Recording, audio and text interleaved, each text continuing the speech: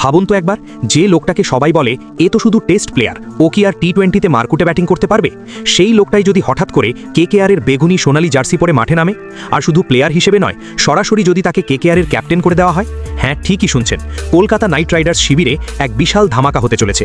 মুস্তাফিজুর রহমানের বদলে রিপ্লেসমেন্ট হিসেবে এমন একজনকে আনার কথা ভাবা হচ্ছে, যার নাম শুনলে বিপক্ষ দলের বোলারদের বুক এমনিতেই কাঁপতে শুরু করে। আর তিনি শুধু মারকুটে ব্যাটার নন, তিনি হলেন ক্রিকেটের দুনিয়ার অন্যতম সেরা মগজ। জাস্ট ভাবুন, আমাদের কেকেআরের সেই পুরনো দিনের দাপট কি তবে ফিরতে চলেছে? যারা ভাবছিলেন এই প্লেয়ারটি ফুরিয়ে গেছেন, তাদের মুখে সপাটে চর মেরে তিনি আজ যা করে দেখালেন না, তাতে আইপিএলের সব দল এখন আফসোস করছে। কেন এই প্লেয়ারটি কেকেআরের জন্য সবচেয়ে বড় তুরুপের তাস হতে চলেছে, সেটা জানতে হলে ভিডিওটা একদম শেষ পর্যন্ত দেখতে হবে। কারণ আজকের এই ভিডিওতে আমি এমন কিছু তথ্য দেব, যা শুনে আপনিও বলতে বাধ্য হবেন যে হ্যাঁ, এবার বোধহয় কেকেআর চ্যাম্পিয়ন হবেই। তবে ভাই, আসল গল্পে ঢোকার আগে আপনাদের কাছে একটা ছোট্ট আবদার।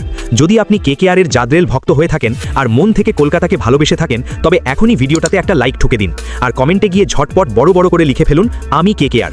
দেখি তো কতজন কেকেআর ফ্যান আমাদের সাথে আছেন। আর কেকেআরের ছোট বড় সব আপডেট, ইনসাইড নিউজ সবার আগে পেতে আমাদের ডেসক্রিপশনে দেওয়া হোয়াটসঅ্যাপ আর টেলিগ্রাম গ্রুপে এখনই জয়েন করে যান। ওখানে কিন্তু সব খবর ফটাফট চলে আসে। এবার আসি সেই অবিশ্বাস্য ঘটনায়, যা আজ ক্রিকেট দুনিয়াকে নাড়িয়ে দিয়েছে। স্টিভ স্মিথ নামটা শুনলেই চোখের সামনে একটা শান্ত চেহারার ব্যাটার ভেসে ওঠে, কিন্তু আজ বিগ ব্যাশ লিগের মাঠে তিনি যা করলেন সেটা ছিল স্রেফ ধ্বংসলীলা। মাত্র 41 বলে সেঞ্চুরি হাঁকিয়ে দিলেন তিনি। ভাবা যায়, যে লোকটা মাত্র কয়েকদিন আগে টেস্ট সিরিজ খেলে এলেন, তিনি মাঠে নামতেই এমনভাবে ডমিনেট করলেন যে মনে হচ্ছিল বোলাররা যেন স্রেফ পুতুল। স্মিথ আজ প্রমাণ করে দিলেন যে তিনি শুধু আধুনিক ক্রিকেটের সাথে খাপ খাইয়ে নেননি, বরং তিনি টি-20-র বস। পুরো ইনিংসে ছিল 9টি বিশাল বিশাল ছক্কা আর 5টি চাবুকের মতো চার। এক একটা শট যেন শিল্প। ক্রিকেটের বইয়ে যত শট আছে, তার বাইরেও নিজের কায়দায় অদ্ভুত সব স্ট্রোকে মাঠের চারদিকে রান তুললেন তিনি। সবচেয়ে চমকে দেওয়া ব্যাপার হলো স্মিথের সেই একটা ওভার। এক ওভারে তিনি তুললেন 32 রান।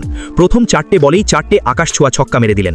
তখন তো মনে হচ্ছিল আজ বুঝি যুবরাজ সিংয়ের সেই ঐতিহাসিক 6 বলে 6 ছক্কার রেকর্ডটা ভেঙেই দেবেন। যদিও শেষ 2 বলে সেটা আর হয়নি, কিন্তু এক ওভারে 32 রান করে বুঝিয়ে দিলেন যে তার গায়ে আজও কতটা জোর আর মাথায় কতটা বুদ্ধি। দলগুলো কেন যে তাকে নিলামে নিল না, সেটা ভেবে এখন হয়তো অনেকেই মাথায় হাত দিচ্ছেন। এখন কথা হলো, এই স্মিথ কেকেআরের জন্য কেন এত স্পেশাল? দেখুন, কেকেআরের নিলামের পর যখন আমরা অ্যানালিসিস করেছিলাম, তখনই একটা বড় দুর্বলতা চোখে পড়েছিল। সেটা হলো আমাদের আসল সেনাপতি বা ক্যাপ্টেনকে। গত বছর কেকেআরের ঠিক এই সমস্যাটাই হয়েছিল, কিন্তু এখন কেকেআরের হাতে একটা সুবর্ণ সুযোগ এসেছে।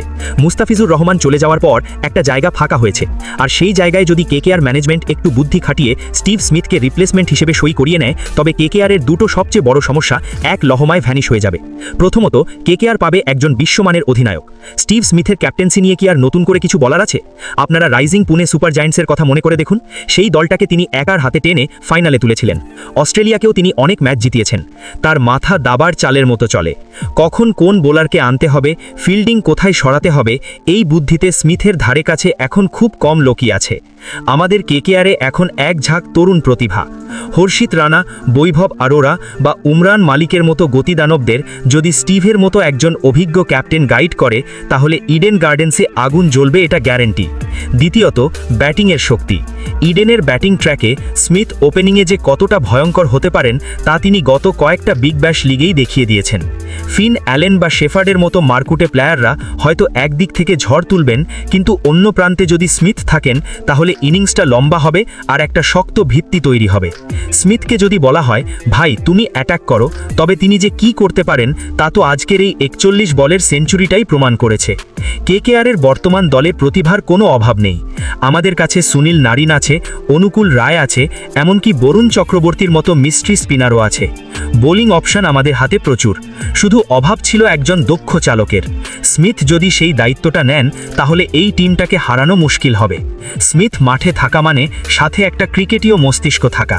বিগ ব্যাশে তিনি গত বছরও রান করেছেন, এবারও দেখিয়ে দিলেন বয়সটা যেন স্রেফ একটা সংখ্যা। স্মিথ যদি কেকেআরে আসেন, তাহলে কেকেআরের টপ অর্ডার মজবুত হবে, মিডল অর্ডারে ভরসা আসবে, আর সবচেয়ে বড় কথা, ড্রেসিং রুমে একজন লিডার পাওয়া যাবে। আমার তো মনে হয় কেকেআর ম্যানেজমেন্টের উচিত এক মুহূর্ত সময় নষ্ট না করে স্মিথের সাথে যোগাযোগ করা। কারণ এরকম ফর্মে থাকা একজন প্লেয়ার আর এরকম অভিজ্ঞ একজন ক্যাপ্টেনকে যদি এখন পাওয়া যায়, তাহলে সেটা হাতছাড়া করা হবে বছরের সবচেয়ে বড় ভুল। আপনার কি মনে হয় স্টিভ স্মিথ কি পারবে কেকেআরের সেই সোনালী দিনগুলো ফিরিয়ে আনতে? আপনি কি চান স্মিথই হোক কেকেআরের নতুন ক্যাপ্টেন? আপনাদের মতামত কিন্তু কমেন্ট বক্সে অবশ্যই জানাবেন, কারণ আপনাদের এক একটা কমেন্ট আমাদের নতুন ভিডিও বানাতে অনেক উৎসাহ দেয়। ভিডিওটা ভালো লাগলে সব কেকেআর ফ্যানদের সাথে হোয়াটসঅ্যাপে শেয়ার করুন। দেখা হচ্ছে পরের ভিডিওতে। ততক্ষণ সবাই ভালো থাকুন আর বলতে থাকুন, করব লড়ব জিতব রে। জয় হিন্দ, জয় ভারত। আমি চাইব আপনি এবার আমাকে জানান যে স্মিথকে কি আপনি কেকেআরের ওপেনার হিসেবে দেখতে চান নাকি 3 নম্বরে। চটপট কমেন্ট করুন।